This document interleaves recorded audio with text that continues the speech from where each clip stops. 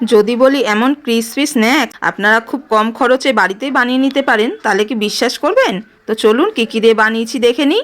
তো প্রথমে এখানে নিয়েছি এক বাটি প্লেন চিড়ে, ভালো করে জল দিয়ে ধুয়ে জল ঝরিয়ে নিয়ে নিলাম। তার মধ্যে দিয়েছি একটা সেদ্ধ আলু, একটা গাজর গ্রেট করে, খানিকটা ধনেপাতা, স্বাদ মতন কাঁচা লঙ্কা, একটু চিলি ফ্লেক্স, একটু চাট মশলা, আর দিয়েছি স্বাদ মতন নুন, আর এই 1 থেকে 1.5 চামচ কর্নফ্লাওয়ার। এবারে সব আমি একসাথে মেখে নেব।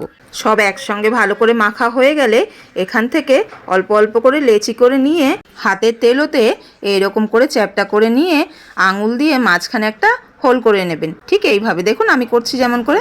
এইভাবে একে একে সবগুলো ফ্রাইজ আমি বানিয়ে নিলাম। এইগুলো যদি বাজারে কিনতে যাওয়া হয় অনেক দাম পড়ে যায়, কিন্তু কত সহজে আর কত কম খরচে বাড়িতেই বানিয়ে নিতে পারেন। ব্যাস সবগুলো রেডি হয়ে গেছে বানানো। এরপর তেল গরম করে মিডিয়াম আঁচে এগুলোকে ভেজে নেব।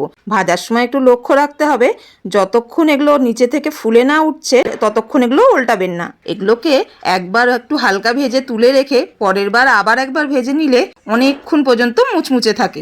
এইভাবে একবার বাড়িতে বানিয়ে সবাইকে খাওয়ান, বারবার অনুরোধ করবে বানাতে।